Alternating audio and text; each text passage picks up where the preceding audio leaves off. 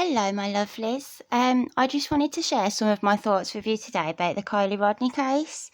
Before I start, though, I just want to let you know that any of my content, it's literally just my thoughts and opinions. It's purely for entertainment and educational purposes only, and I don't claim to own any of my videos or photos that my content may contain.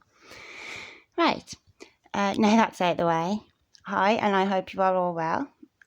Just like many of you in the true crime community, I also feel that everything surrounding this case just absolutely reeks of foul play. I mean, 2 weeks searching that whole area, including having divers in the reservoir, helicopters above it, boots on the ground, etc. I think they said they had something like, was it 16 agencies searching?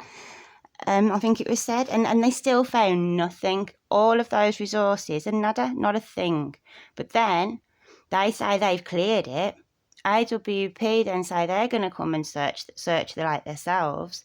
By the way, these guys don't get enough praise. They're absolute legends, in my opinion. They literally put their lives at risk to find and recover missing people from bodies of water and bring them home so that they can rest in peace and their families and loved ones can finally get some closure or some answers. They ask nothing in return, nothing. And I mean, look what they must have to go through themselves emotionally with each recovery. You know, where do you find the strength to do that? Just out of the kindness of your own heart. Incredible men, they really are. It takes one hell of a special kind of person to do that. And then for them to not receive a penny of the reward money, I think that's disgusting. I really do. If any of you don't know, by the way, Squirrel Girl has set up an online petition to get AWP the reward money. I don't know how to add links yet to my videos, but if you go over to her channel, it's in her video about it. I've signed it, and I urge all of you to do it too. It literally takes seconds, and it's just a nice way that we, the public, can show AWP a little bit of love. And as for Lindsay, I think that her actions regarding the GoFundMe reward money is nothing short of theft by deception. That's all it is. She stole that money, in other words. Anyway, moving swiftly on. Oh, yeah, while it's in my head, I was absolutely shocked when I heard that Kylie's mom didn't even report her missing till like 5 p.m, was it, on the Saturday? Is that right? I don't know. I'm sure that's what I heard. But she noticed Kylie hadn't came home when it was around 8 o'clock on the morning. Went to that calf thing or something to go and meet up with Kylie's friends because weren't she supposed to be going camping? Why would she go there? Why not wait at home for Kylie to come home and fetch her camping stuff, have a wash, change her clothes, and then she'd go and meet her friends? That's what I thought would happen anyway. I've not heard anyone say, but do we know if Lindsay even tried calling Kylie after realising she didn't come home? Did she ring her? Did anybody try phoning Kylie? She didn't even wait up for her to get home though, did she? So, you know, make sure that her daughter got home safely from the late night party, whether it was in the woods with alcohol and boys at the great age of 16. I've not even seen this woman cry over her daughter. It's like she sort of detached herself from what's happening. There's no tears. I've seen plenty of smiles and laughter, especially with the teens. Loves the teens. She's so protective of them, isn't she? Leave the teens alone. No, you should never leave teens alone. Teens are dumb. I know I was one, probably the dumbest one. They want to push boundaries and they want to get up to no good. Don't you think leaving the teens alone may have had a little bit of something to do with what's happened? Teens need guidance, they need love, patience, kindness, a buttload of patience, to be honest. But they really do need guidance. They don't need spooning at a bloody Teen for Teens presser or whatever it was. Spooning. I pinched that off one of Harsh's videos. If you haven't already, go over and subscribe to Harsh Reality. He's some fantastic content. He puts out a few videos a day. He's funny, he says it as it is, and he knows exactly what he's talking about. So yeah, pop over and subscribe to his channel. And what was that? She literally like ran up to Sammy behind her, spoons her, kisses her cheek, and then like snuggles her face into her, which is weird. Yeah. At one point, I did think Sammy looked a bit startled, but then she sort of like relaxed into Lindsay's embrace. Ugh. I mean, literally, like Smith gave her child alcohol. By her own admission, including shots, has openly stated that Kylie was intoxicated, hardly surprising being given shots. We've heard that Kylie was apparently so intoxicated she could barely walk, talk, and she was falling down into holes. Yet this girl admits she left her. She went home. She got out of there. She left her friend drunk, alone, vulnerable, possibly drugged. We don't know. Anything could have been slipped in her drinks. Anything could have happened. She left her. You know, how can a mother be so close to somebody that did that to her child, to her baby, to her little girl? I can't get my head around it. I really can't. Anyway, that's my 5 pence on that bit.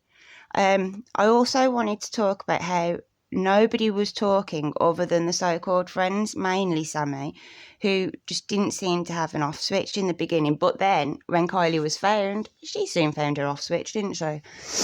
Everything that has been said, though, I feel it was all just to push Sammy's narrative that it was an accident, that Kylie had drunk drive herself into that lake. I'm not buying it. It's complete BS, and I don't think that most folk are buying it either. And the more they push it, the more I think it's not that. The more I think the other way. Then we've got Kylie's mum piping up, basically telling us to shut up, buzz off and mind our own business because, you know, there's honour in silence and kindness in minding your own business, even though it was kind of made our business when she pleaded with the public to help find Kylie and when she set up the GoFundMe page to help find Kylie and bring her home. Just shocking. Then I saw a few videos on here talking about the trucky way, an actual set of rules that these people live by. And for me, they say it all. I can't remember the names of the creators for the videos where I found those, but I did have a look on Google myself, and I literally just typed in the trucky way and the whole thing came up. It's really easy. But I'm sorry, I can't credit the people whose videos I originally found it from, but you know who you are.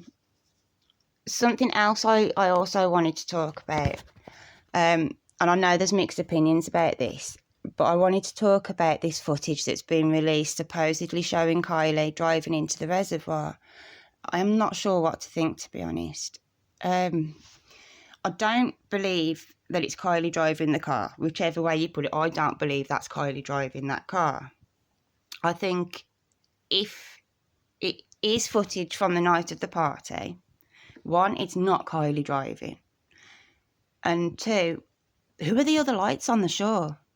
You can see there's other lights when allegedly Kylie's car, goes up towards the part where she goes in. There's other cars or other lights on that shore. And then when her car goes into the water and the lights dim out, another light comes up to where Kylie's car goes in, hovers there for a little bit, and then buzzes back off to where it was and meets up with the other lights.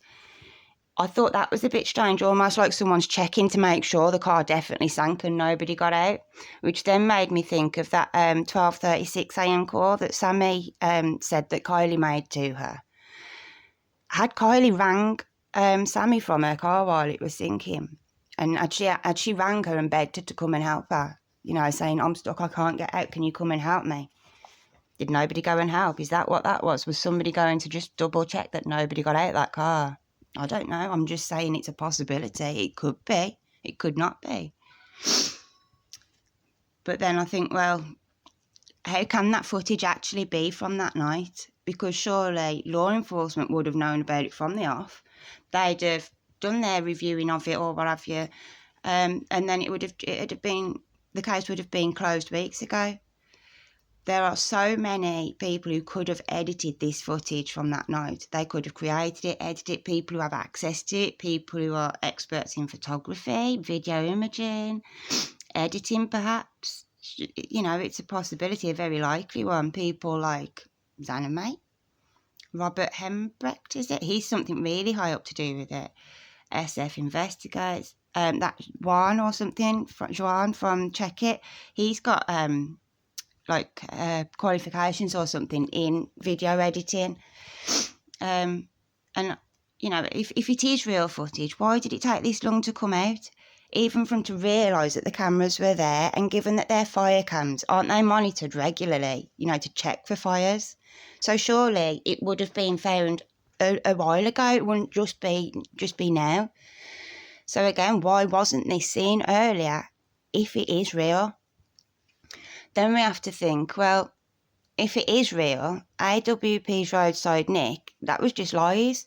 But if that's fake, if it is fake, LA, law enforcement and some others, they've got a lot to answer for.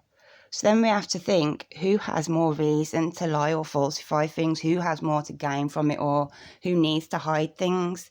And one thing that I was sure of, and I still am sure of, I'm certain of it actually, AWP, they have no reason to lie to us. They've never given us any reason to doubt them. Nothing ever. I'm not going to go into who does, because I'll get myself in trouble. So I'll just leave you all with that thought. So thank you all for watching and listening to my ramblings. I hope you enjoyed it. Please don't forget to hit the like button on your way out, and feel free to leave any comments. If you want to hear more of what I've got to say, then please subscribe. I have plenty to say, it's just a case of making it YouTubeable. Thank you for watching, and I look forward to chatting with you all again soon. Bye.